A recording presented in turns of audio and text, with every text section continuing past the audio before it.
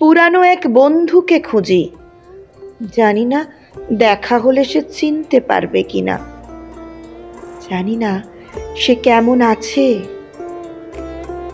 তার মুখে যে স্তব্ধতা ছিল, কাঁচা কাপড়ের মতন যে পবিত্রতা, যে কথকতার শান্তি, তা সবই খুঁজে পাবো কিনা ভাবতে ভাবতে আলো নিভিয়ে দিই।